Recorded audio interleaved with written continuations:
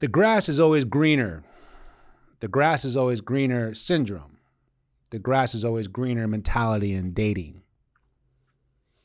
It's interesting, as a relationship coach of over 5 years now, I've heard so many different scenarios through my lives and comments on my videos, or even coaching client situations where they have this greener syndrome, this grass is always greener syndrome of there's something better out there for me. There's something perfect out there for me than what I have now. And I'll be the first one to say, if it's an unhealthy relationship, then yes. If it's a toxic partner, then yes.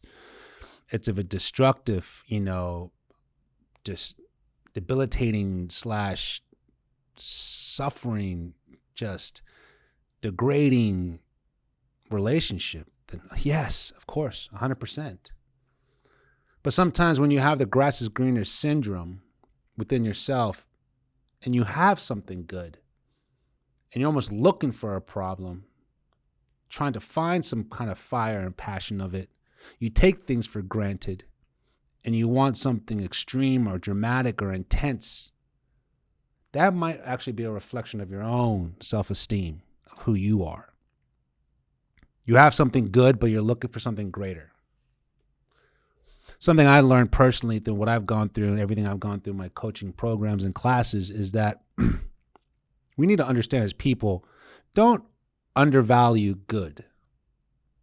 Do not undervalue good. Good is great in life.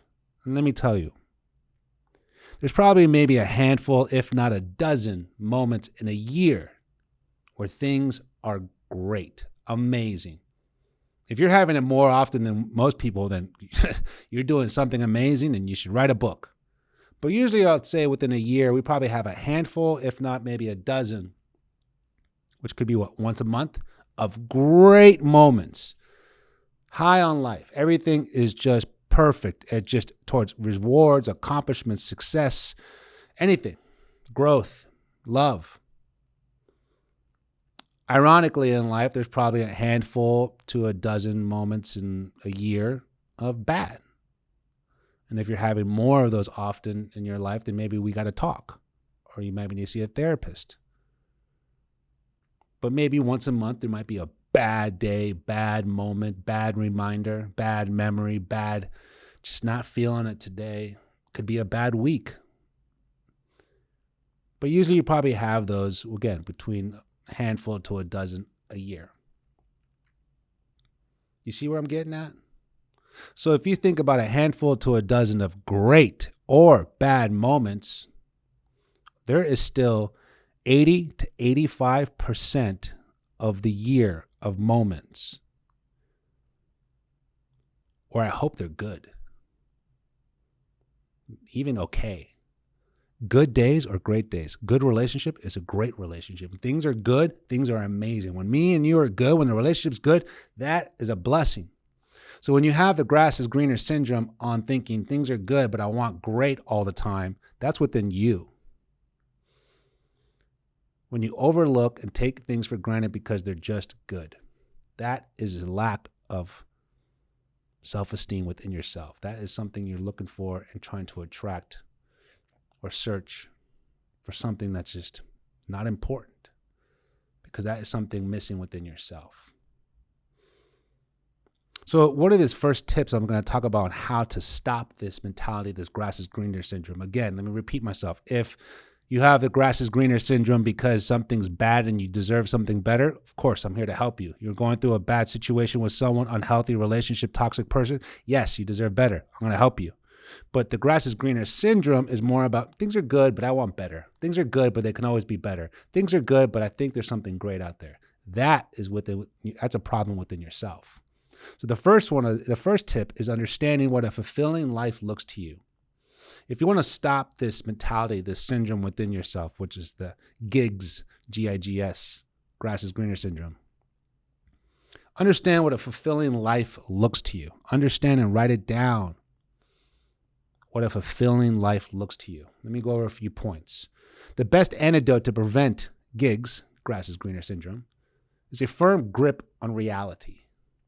When you truly understand what a fulfilling life looks and like and what a great relationship feels like, you'll be less prone to let go of one. So write all the good things about the relationship, and maybe write all the things that could be better, or if not okay, bad. If your list of good outnumbers the other two, you're in a great situation. There is no perfect partner, perfect relationship.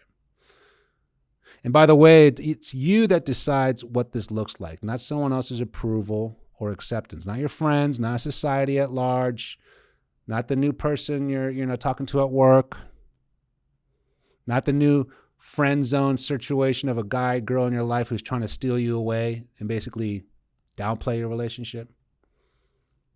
If your partner is the one suffering from gigs, grass is greener syndrome, there's unfortunately a lot less you could do to save them, beyond keeping your own grass as green as possible and helping them remain emotionally healthy in the first place.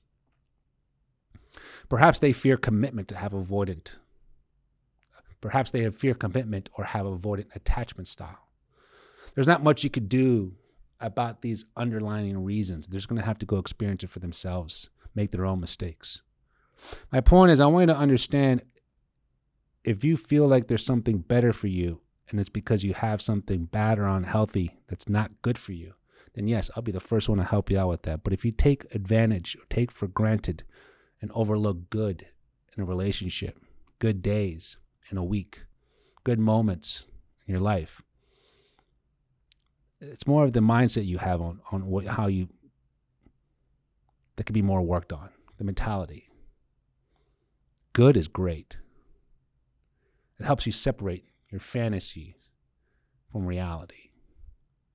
My name is Coach Andres, here to help. Send me a message if you guys want to talk about this or if you need some coaching. Take care.